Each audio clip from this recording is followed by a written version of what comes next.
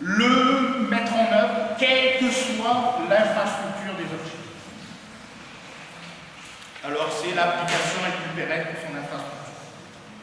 Alors nos travaux, quand même, pour vous parler un peu de la partie scientifique, portent sur 3 éléments plus ou moins avancés et qui doivent progresser en collaboration avec d'autres équipes, c'est un peu la synergie recherche. C'est à la fois de fournir un modèle de développement d'application logicielle qui soit plus le programme, sa compilation, mais qui soit véritablement, qui peut évoluer dynamiquement. Pour ça, eh bien, on va introspecter les services des dispositifs de l'environnement et on va être capable de les mettre alors que l'application continue à s'exécuter, alors que le service est toujours disponible, de changer leur coopération, leur coordination. Le deuxième challenge, comme vous l'avez compris, il est d'ordre sémantique. Là, on est assez faible, heureusement, on a une équipe à côté de nous qui a de fortes compétences dans ce domaine. L'idée, c'est de dire, oui, je veux afficher, comme vous l'avez compris tout à l'heure, mais est-ce que je peux afficher sur une tasse à café? Ou est-ce que je peux afficher sur une cafetière? Ah, c'est pas trivial sur une cafetière. Vous savez, il y a un petit truc à digit, là. Et puis, a priori, je peux afficher que des chiffres, pourquoi pas? Attention, ou tes médicaments.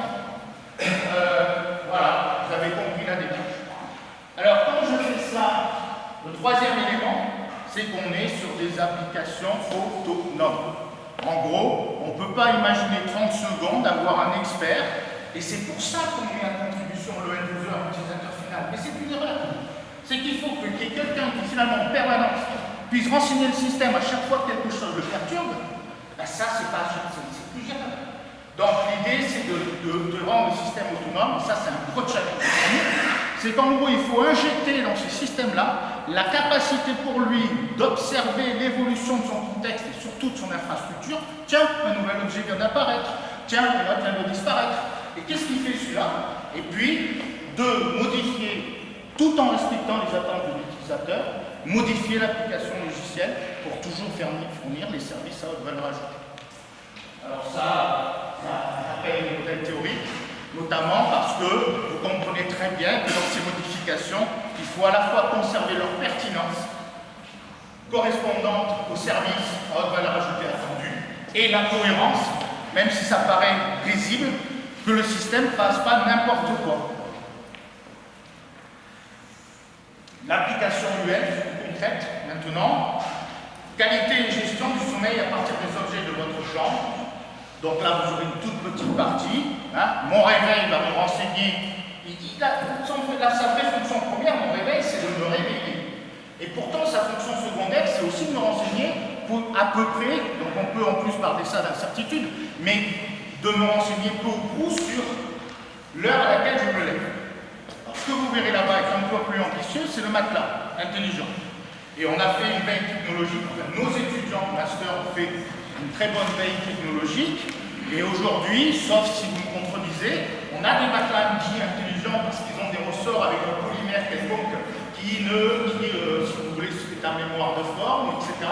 On n'a pas de matelas intelligent au sens stick du terme, c'est-à-dire de matelas intelligents susceptibles de récupérer de l'information traitée par un système d'information. Et là, c'est ce qu'on a fait. Donc, vous avez un matelas avec un maillage de capteurs de pression. À partir de ce maillage de capteurs de pression, on est capable de collecter cette information, de la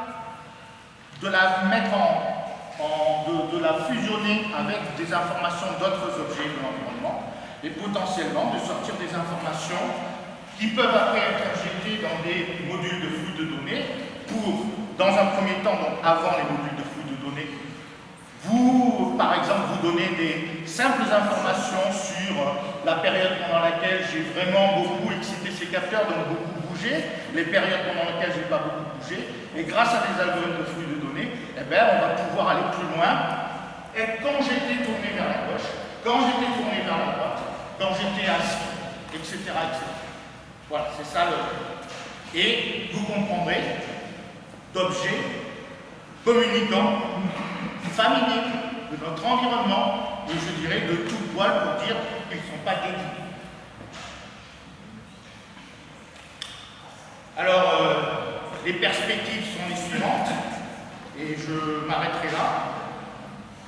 Plus d'innovation grâce à nos formations. Et je peux vous dire qu'en plus, ça tire, je vous ai dit, hein, c'est l'approche pédagogique par projet, et ces projets appellent nos étudiants à acquérir des connaissances plus fondamentales. Donc, c'est exactement l'objectif de la démarche, pédagogiquement, et en même temps, on tire parti au niveau de la démarche dont je vous parle. Alors, il y a une initiative qui est la nôtre au niveau du master, ici à YAM. Hein, c'est un code de master de notre université qui intègre déjà ce module depuis 5-6 ans dans le cadre de notre formation, notamment en collaboration avec l'Université de Reims pour faire les coques plastiques. L'objectif, c'est vraiment d'avoir un produit quasi fini, un proto quasi fini. On est en train de mettre ça en place en collaboration avec l'Université française d'Égypte et Esprit, une école tunisienne. Et comme j'ai entendu le professeur Franco nous dire qu'ils étaient commencés à être touchés par le phénomène, ils seront d'autant plus réceptifs, mais ils le sont déjà. Et puis, bon, il y a d'autres expériences à l'université, notamment au niveau licence professionnelle.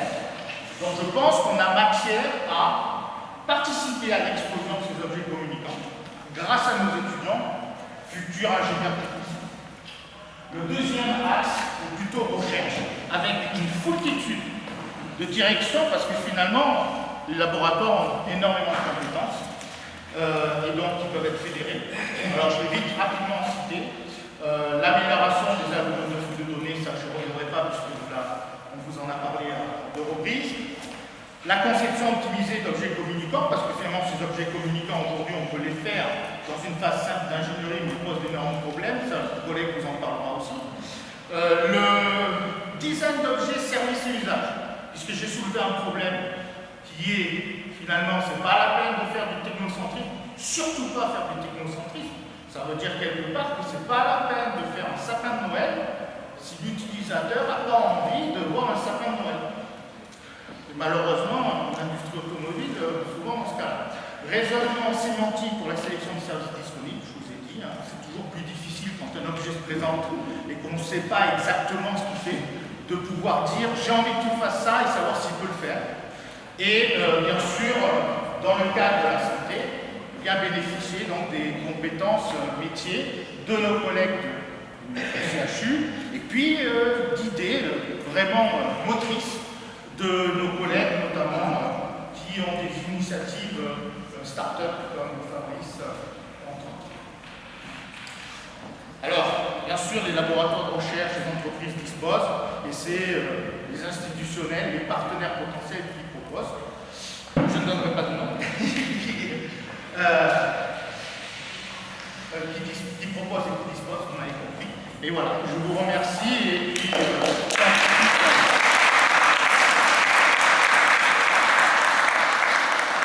je crois que les fenêtres temporelles se réduisent, donc on va essayer de prendre peut-être 1 ou 2 questions si vous les avez, et puis le reste se déroulera.